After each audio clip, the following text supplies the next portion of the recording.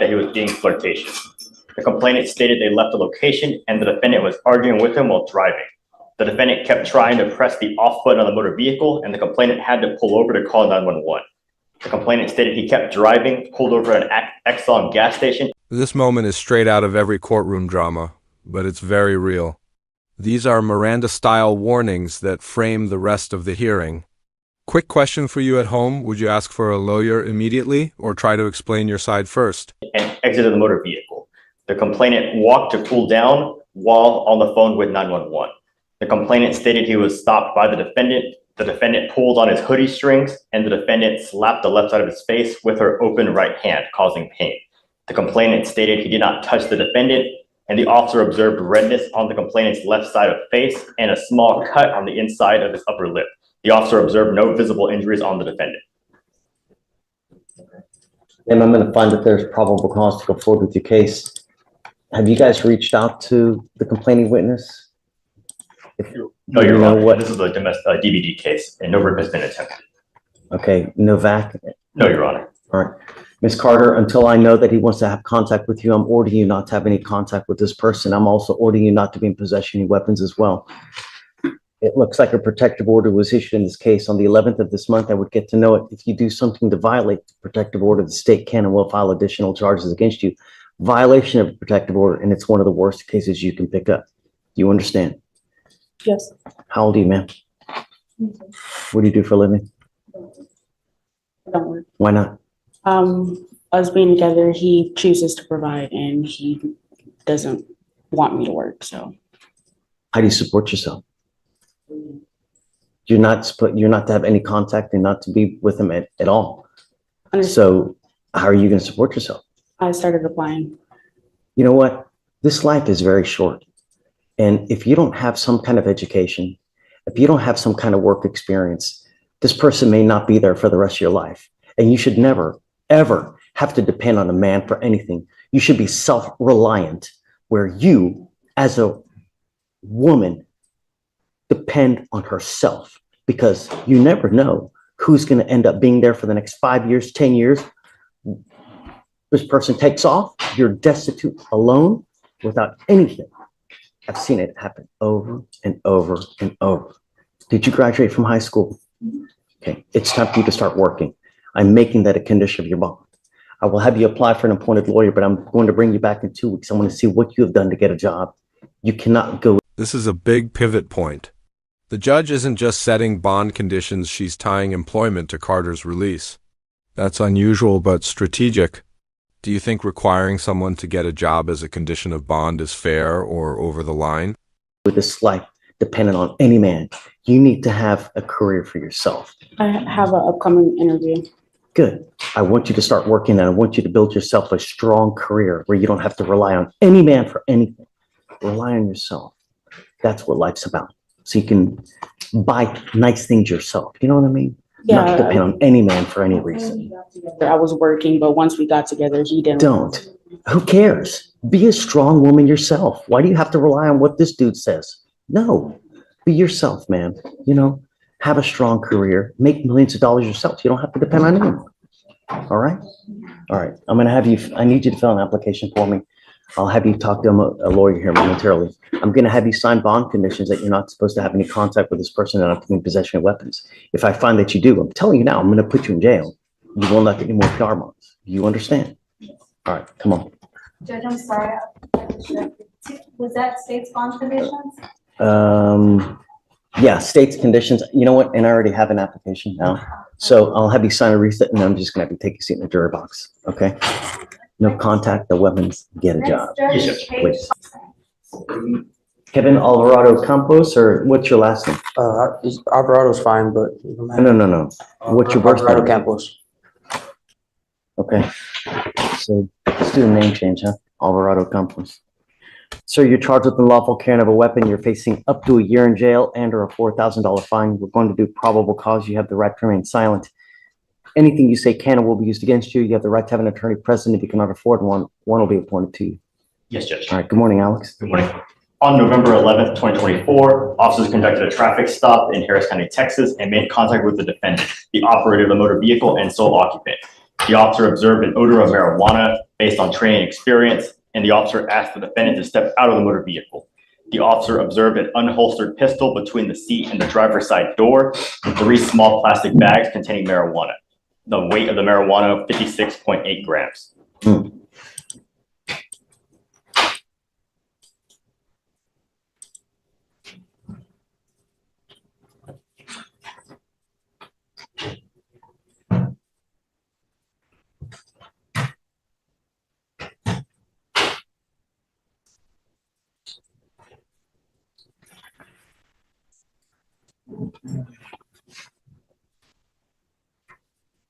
He's on probation. Yes, see.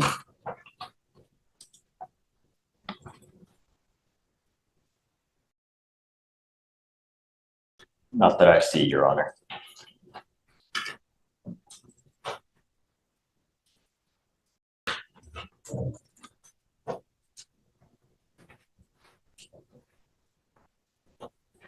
Hey, Mr. Alvarado Campos, I want to find that there's probable cause to go forward with the case. How old are you, sir? 22. What do you do for a living? Do you have a Texas driver license? Can you run his license, Alex, please? Yes, Judge. I'm ordering you not to drive unless you have a valid Texas driver license and liability insurance in your name. Do you have car insurance in your name? Then you're not allowed to drive, and I'm making that a condition of your bond. If I find that you drive, I'm going to have you arrested. I will put you in jail. You will not get any more PR bonds. Do you understand? Who do you live with now? Is she here now? How much money do you make a month, sir? $3,000 to $4,000 a month. Okay, we're going to reset your case to give you time to hire a lawyer. If you want to drive, go get liability insurance, come back, show me that you have it, and then we'll allow you to drive. I am ordering you as a condition of your bond not to be in possession of any weapons. Do you understand? Sure. That if I find you with a weapon, I will put you in jail. You will not get any more PR bonds. You pick up a new case, start acting the fool. Don't. Do you understand?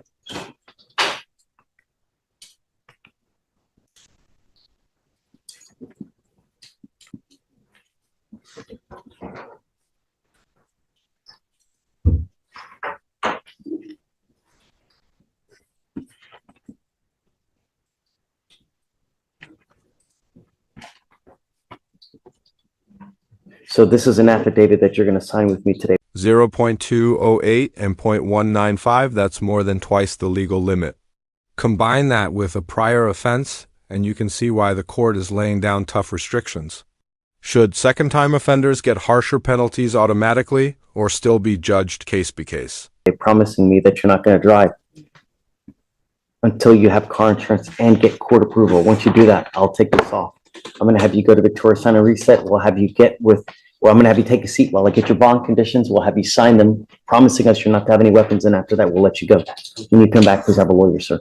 Yes, Judge. Come on. Can you file no weapons, please? Luis Abilisk, right? Sorry. So you're charged with driving while intoxicated, second offense. This is a Class A misdemeanor. You're facing up to a year in jail and or a $4,000 fine. We're going to do probable cause. You have the right to remain silent. Anything you say can or will be used against you. You have the right to have an attorney present. If you cannot afford one, one will be appointed to you, sir. Yes, Judge. Officers were working an unrelated fatality investigation on Southwest Freeway in Harris County, Texas. And while the officers were on scene, the defendant attempted to pass the police line into the fatality investigation. The officers stopped the driver and observed a strong odor of an alcoholic beverage, glossy eyes, slurred speech, and unsteadiness. Standard field sobriety tests were administered. HGN 6 out of 6, walk and turn 6 out of 8, one leg stand 3 out of 4. The DIC was read and the defendant consented to breath. The results were 0.208 and 0.195. The defendant admitted to drinking 4 beers between 5 and 9 p.m. And during a search of the defendant's person, the officers found a bag of marijuana containing 1.13 grams. Mr. Abilisk, I'm going to find that there's probable cause to go forward with your case. Do you have a valid Texas driver license, sir? No. You speak English, right? Sir. Okay. You're not allowed to drive. I'm making that a condition of your bond. You will be signing an affidavit with me today promising me you're not going to drive. I don't care what is going on in your life. I don't care what you have to do. You get into a car and drive, I can and will have a contempt hearing. You'll be facing an additional 6 months in jail and a $500 fine every time you drive. Do you understand? Yes, sir. Because it's a second offense, I'm ordering you to obtain a handheld interlock device that you're going to take with you everywhere you go to prove to me that you're not consuming alcohol. Likewise, if I find that you're consuming alcohol or any kind of illegal drugs, I'll put you in jail. You will not get any more PR bonds. Do you understand? Yes, sir.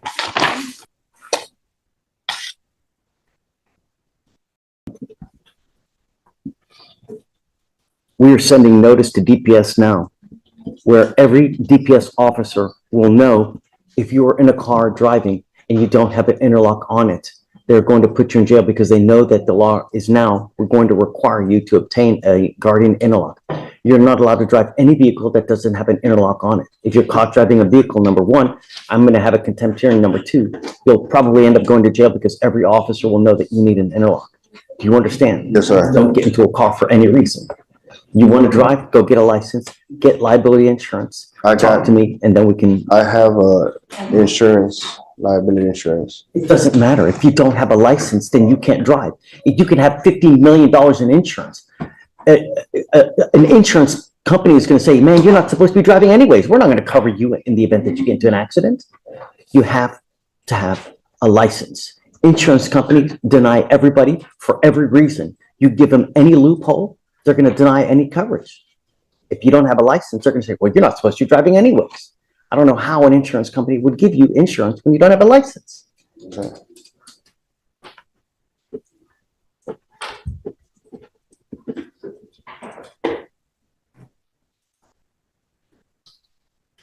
What do you do for a living? I work compounding for a fertilizer company. Okay, what kind of money you make a month? To 2,000. Where do you live? I Who stay do you live with? by myself. Okay, are you married? No, sir. Kids? Yes, sir. How many kids you got? One, Who's got custody of the child? my child's mom, both do co-parent. Do you provide support? Yes, sir. How? Financially wise, and I help. I get them every other week. Is it you No, just give- no, it's just, we got an understanding between us. Okay. You want to apply for an appointed lawyer? Yes, sir. Okay. Linking an application. I'm telling you now, Mr. Abilisk, don't drive. It's the worst possible thing you can do in this short life. Do you understand? Yes, sir. Okay. We'll have you sign all the documents and then I'll have you take a seat in the jury box. Come on. All right, Judge, next is case